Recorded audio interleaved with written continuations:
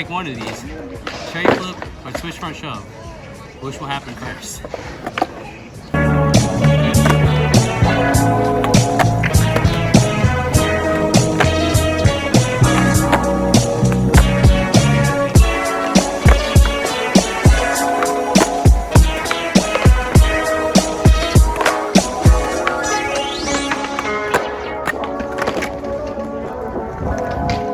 Maybe switch front shove.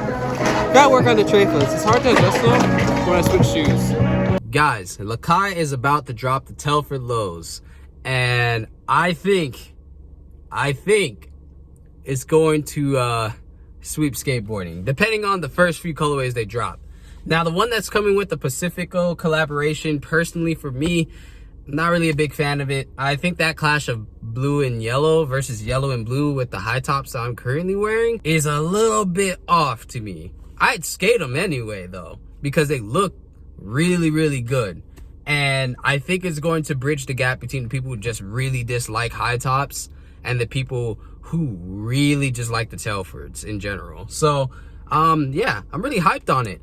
Either way, more importantly, I wanted to just talk about Lakai as a whole. I personally believe that between Vans and Lakai and New Balance, those were the top 3 companies of the year, personally for me in skateboarding. And the reason why I think that is Vans, I'm going to say, is undisputed #1 for one reason and one reason only. And that is because throughout the pandemic, they have not stopped releasing colorways, pro models, or anything of that nature. The pandemic did not slow Vans down, and I know because I personally was working at Vans, and literally there was no slowdown in production, which is insane. I don't even know how they were able to do that, but I guess Vans plans pretty far ahead, while other companies kind of like stood still for a minute or had some troubles releasing colors and stuff like that. Vans had product for the people, and that's just from my personal experience, and that leaves Vans as the #1 company for the year for me. I want to give credit to New Balance as the #2 company, and the reason why is because New Balance really came in skateboarding and swept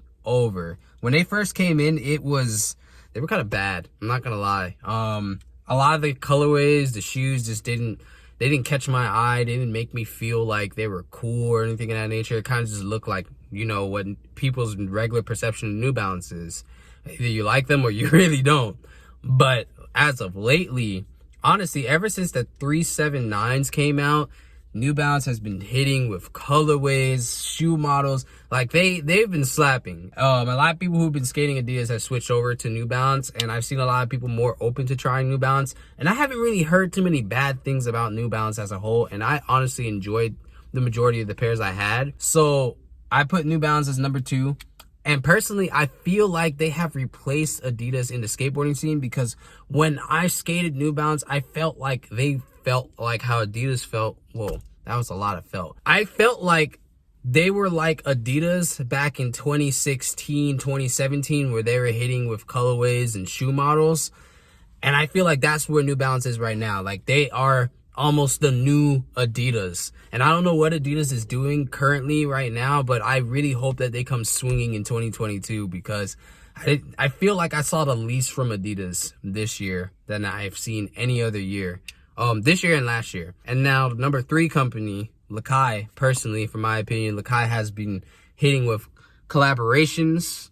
They've been hitting with colorways, and the Telfords literally, to me, have swept the Lakai community. I haven't seen too many people who got the Telfords are like, these are terrible shoes. I personally believe that if you're a fan of Jordan 1s from Nike, that it's a nice bridge for a skater-owned company and a shoe that you just like the silhouette of. Because personally, when I look at the Telford highs, or when I just look at the Telfords, they look like Jordan 1s to me. Or I guess Dunk highs, but they look more like Jordan 1s to me because they are a slimmer profile. Now the low top Telfords, they look more like an actual Dunk. And instead of the check, it's the Lakai flare. But personally, these shoes skate amazing. I like the way they skate. And honestly, I like the way all the shoes that I've gotten from Lakai have skated, except for the Cambridge mids. I just wish that they had a heel pocket to hold the heel down securely. Then those would have been insane.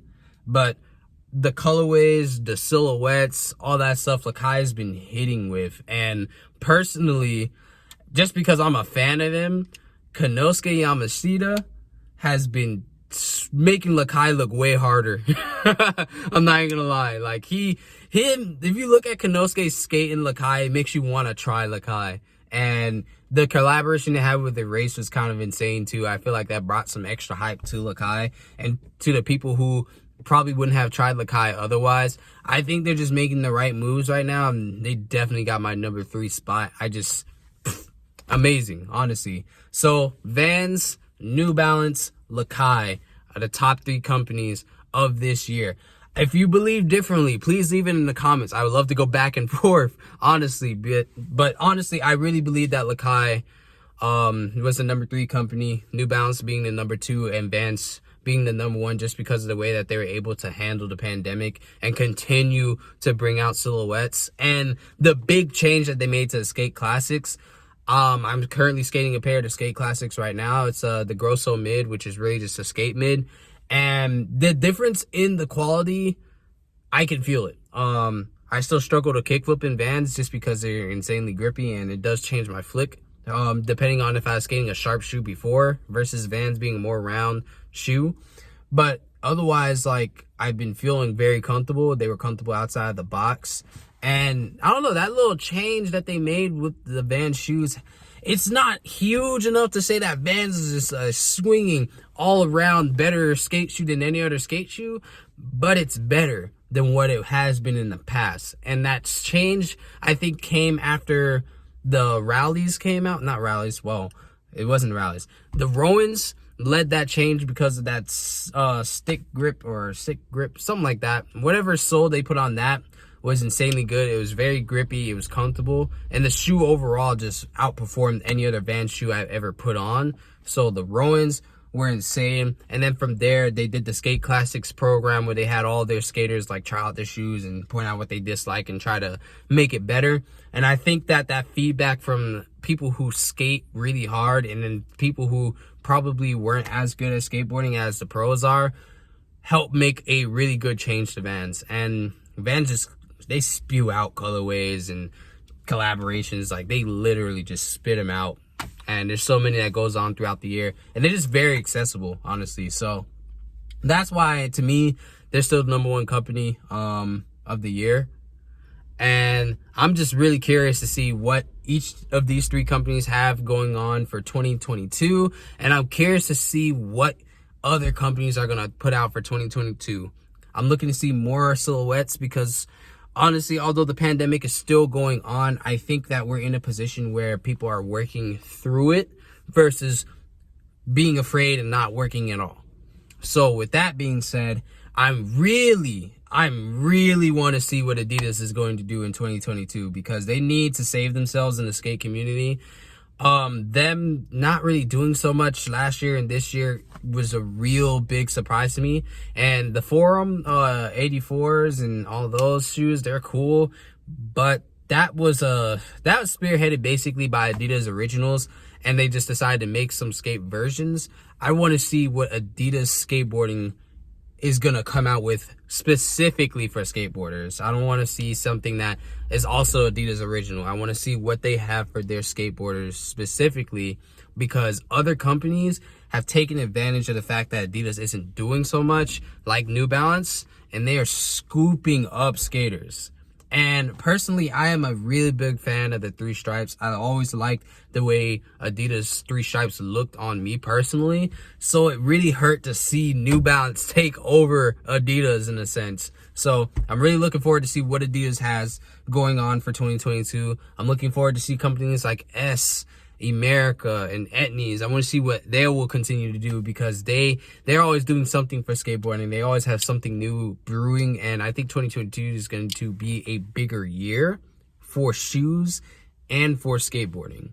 Mark my words on that. And personally, I just want to know from you guys, what shoe company do you think is going to be the best of 2022? What shoe company do you think is going to drop the most collaborations, get most of the market? And what company do you truly believe is going to just really change our perception of them in 2022? Let me know. I want to talk about it all.